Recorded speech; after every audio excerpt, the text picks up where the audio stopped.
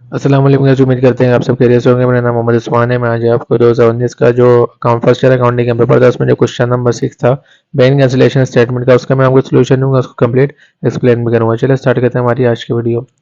ठीक है, तो इसमें आपको ना ये थोड़ा बॉक्स बना के दिया हुआ है, तो कुछ बच्चे कंफ्यूज हो गए होंगे कि सिर्फ इसमें कोई बात नहीं है, आपको सिर्फ एडजस्टेड बैलेंस ही बनाना है। रिक्वायरमेंट में आपसे इतना पूछा है कि prepare the bank cancellation statement showing adjusted balance.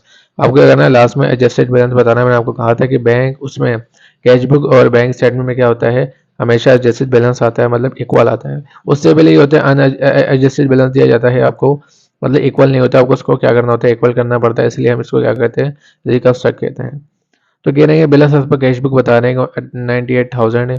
ठीक है, तो इसमें ऐड किया गया आउटस्टैंडिंग कैश इन डिपॉजिट है, सबको ऐड करा, ये आगे इन दोनों को जब प्लस करा 1,20,000 बन गए कैश बुक में। ठीक है, और फिर लेस कर दिया ट्रांसिट वगैरह, बैंक चार्जेस, चेक बैलेंस, और उसको जब माइनस करा तो 66,000 रुपये आ गए।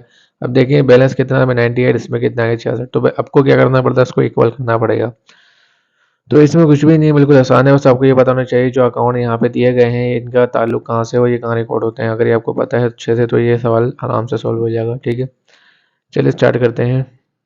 सबसे पहले कंपनी का नाम आ जाएगा। ठीक है, कंपनी का नाम दिया था यासीन को ऊपर, और बैंक कैंसिलेशन स्टेटमेंट बनाने दोबारा नहीं कंस्ट्रक्ट कर रहे हैं हम फॉर द मंथ ऑफ 5/31/2019 का। ठीक है, ये थोड़ा यहाँ पे लाइट इसलिए क्योंकि मैंने यहाँ कंपनी का नाम लिखना भूल गया था, किसी और कंपनी का नाम लिख दिया था, इसलिए मैंने दोबारा एडिट करके नाम लिखे, इसलिए तो कन्फ्यूज होने की जरूरत नहीं है।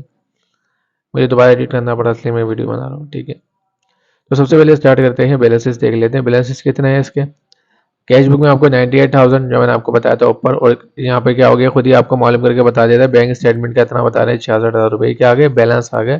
ठीक है, और आपको अच्छे से पता है एक डिस्क्रिप्शन का कॉलम बनता है कैश बुक और एक बैंक स्टेटमेंट का। सबसे पहले बैलेंस लिखे जाते हैं, तो हमने बैलेंस लिख दिया 98,000, और ये हमने निकाल दिया 66,000 रुपये, इन्होंने यहाँ निकाल के आपको दिया हुआ है 66,000 रुपये।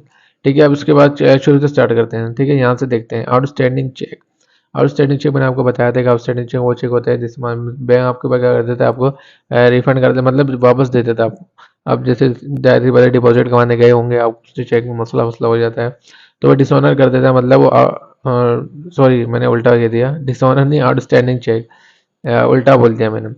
आउटस्टैंडिंग चेक वो चेक होते हैं जो मतलब पेएबल होते हैं, जो आपको पे करने होते हैं। ठीक है, अब जाहिर सी बात है, आप जब पे करोगे उसको आपके अकाउंट से क्या जाएंगे, पैसे जाएंगे, और ये कहाँ होते हैं रिकॉर्ड, ये आपके पास हमेशा कहाँ रिकॉर्ड होंगे, बैंक स्टेटमेंट में रिकॉर्ड होते हैं। मैंने गलती से डिसऑनर चेक समझ रहा था, मेरा ध्यान शायद कहीं और था, डिसऑनर चेक की बात मैंने बता दी, यहाँ तो आउटस्टैंडिंग चेक था, क्योंकि हम शुरू से स्टार्ट कर रहे हैं तो इसलिए मैंने आउटस्टैंडिंग बताया है।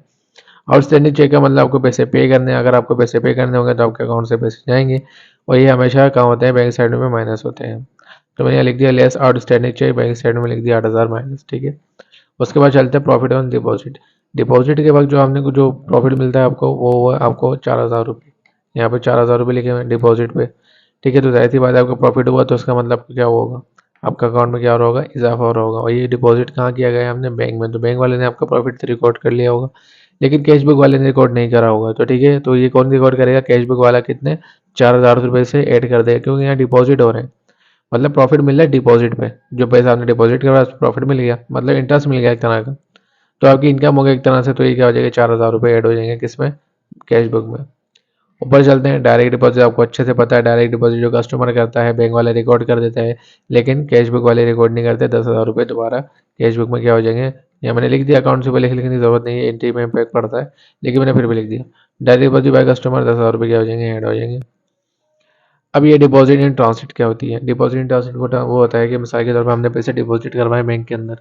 ठीक है, तो अब किसी कारण या फिर नेटवर्क बिजी था या कुछ वगैरह वगैरह, आपके पास अकाउंट में पैसे नहीं गए, बैंक वाले को तो पता है हमने डिपॉजिट करवा दिए, लेकिन अकाउंट में आपके पास पैसे नहीं है, तो डिपॉजिट क्या हो जाती है, रास्ते में हो जाती है, मतलब वो कभी भी नेटवर्क सही होगा, वो जाके आपने डिपॉजिट करवाया हो तो पैसे आपके अकाउंट में आने ही आने, लेकिन बैंक वाले को तो नहीं पता होगा, क्योंकि वो नेटवर्क बिजी हो जाता है। अब बैंक वाले के पास आएंगे तो बैंक वाला रिकॉर्ड करेगा ना, आए नहीं उसके पास। तो इसलिए ट्रांजिट का मतलब होता है रास्ते में है, डिपॉजिट क्या है, रास्ते में, कितने से, 34,000 रुपये से बैंक में। आपने तो लिख लिए होंगे, कैश बुक वाले ने लिख लिए होंगे, मैंने कितने 34,000 रुपये डिपॉजिट करवाए, लेकिन बैंक वाले के पास पहुंचे ही नहीं है, नेटवर्क बिजी होने की वजह से बैंक वाले के पास नहीं पहुंचे।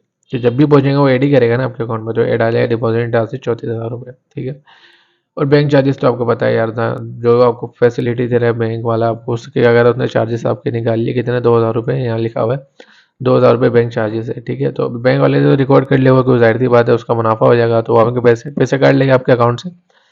जबकि लेकिन आपने रिकॉर्ड नहीं करे होंगे, कैश बुक वाले ने रिकॉर्ड नहीं करे, बैंक वाले ने रिकॉर्ड कर लिए होंगे, तो ये बैंक चार्जेस हमेशा क्या होते हैं कि कैश बुक में क्या हो जाएंगे, माइनस हो जाएंगे ₹2000 से। अब डिसऑनर चेक वही जो मैंने शुरू में आपको बताया था, मुझे उम्मीद लगता नहीं है कि दोबारा बताना पड़ेगा, पूरा आपको एक्सप्लेन कर दिया था। बाद में देखिएगा आउटस्टैंडिंग चेक लिखा हुआ है। ये डिसऑनर चेक आपको बता चुका हूँ, बैंक वाला आपको वापस कर देता है, तो आपके पास क्या आ रहे होंगे, पैसे आ रहे होंगे, मतलब आपको कैश बुक में क्या करना होगा, ₹18,000। डिसऑनर चेक हमेशा क्या होता है, कैश बुक में हमेशा कैश बुक में लेस होगा, ये रिकॉर्ड का मतलब दिमाग में बिठा लें आप। डिसऑनर चेक हमेशा कैश बुक में क्या होता है, लेस होता है।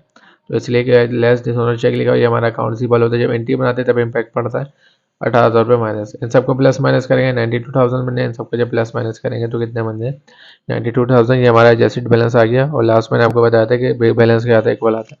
तो इसी तरह से हमारी ये रिकंस्ट्रक्ट दोबारा मतलब कंप्लीट हो गई बैंक को बनाने के लिए।